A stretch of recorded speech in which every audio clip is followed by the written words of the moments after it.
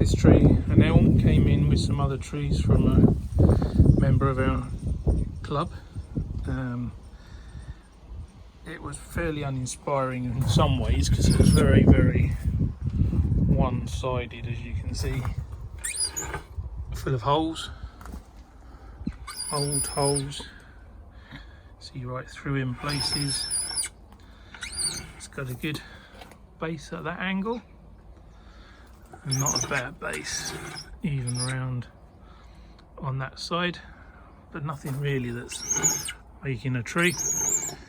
The idea was to sell it for the gentleman, but we tried. I'll show you some pictures now. That's how it was when we tried to sell it. It wasn't a lot of money. In the end, I decided to throw some money into the pot, keep it, and try and develop it on, and have it as a bit of a project tree. So I've just taken a whole heap off, having another look at it, and I've decided I'm going to wear layer the top. So this is going to be our air layer across here at an angle, and then we'll get this little tree somewhere like that as a little semi-cascade elm with a lovely old feature scar on it. Make the best out of what we got. That bit around there will get chiseled out later date, but not yet. First point will be to get roots here. We're going to use the basket method to put the basket around the cut.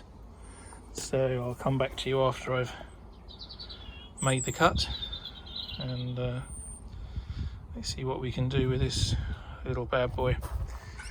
The other problem was, you see from the original pictures, was this branch literally goes right across the trunk, so it was hard to work with. But what I'm hoping to do is to yank it right up in the air and make the whole tree off of this one branch.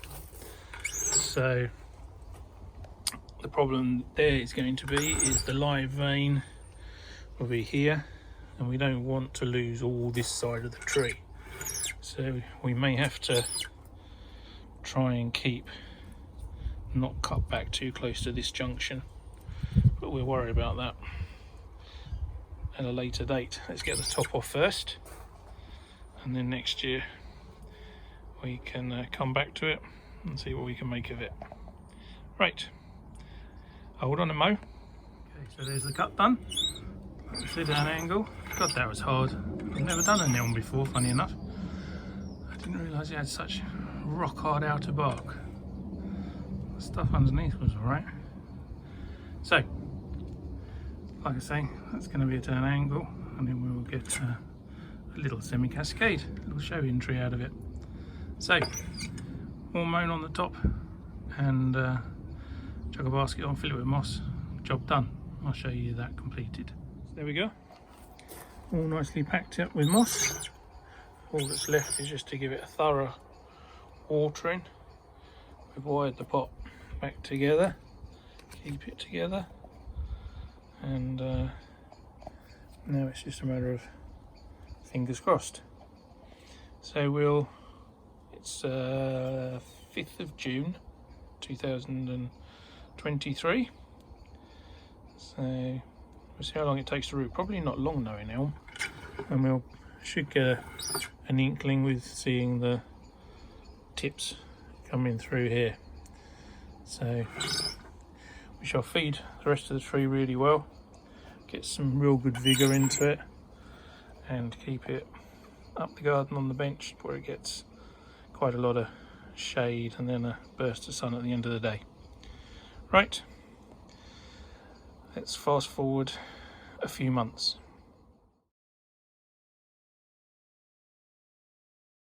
So this is our air layer after 20 days. Started on the 5th, it's now the 25th. So 20 days it's been going. Growing well. I've just trimmed back the bottom section, left the top to keep drawing for the roots. And around here we have our first root poking out there. You can just see a little red line going up, and the top of that is a little root poking out. So 20 days, within 20 days, because it's already got to the edge of the pot, it has started to root. So this will only need another month and it will be off. So pretty good going, but sort of expect it on an elm. They're fairly easy to air layer. I'm actually going to just drop a few granules of a slow release fertilizer, only 4 or 5, nothing heavy in there, just to start to nourish some of those roots.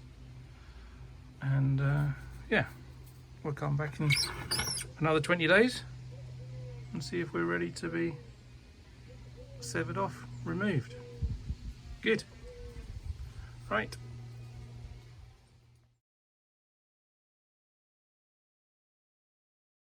So it's August the 1st and it's all gone ballistic again since our last cut.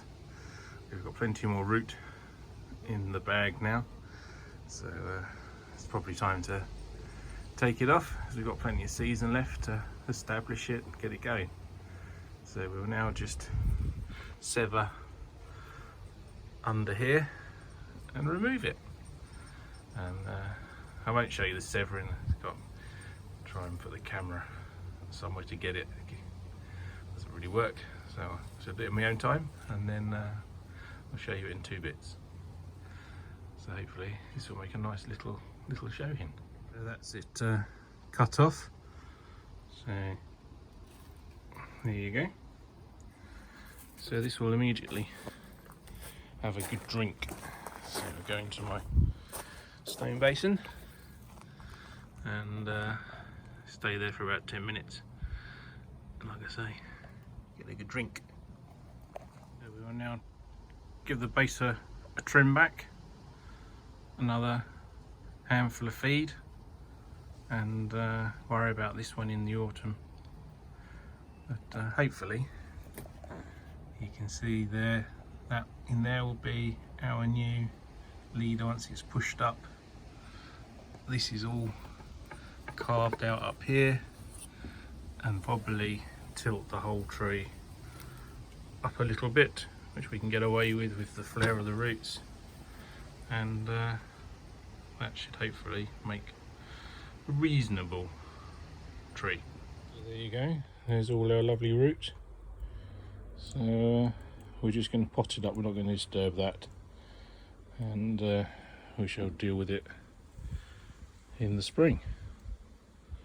So that's a couple of months and all done, severed, potted up, ready to go. New tree, perfect. Say hello, Hazel. Hey, hey.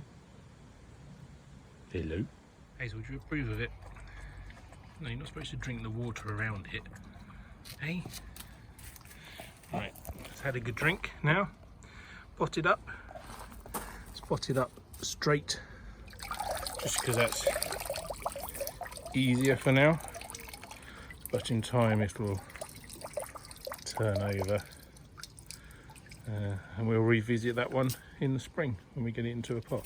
So we've trimmed all the long growth back now, and oi, stop drinking the water. You know why? It's because it's got some maxi crop in it.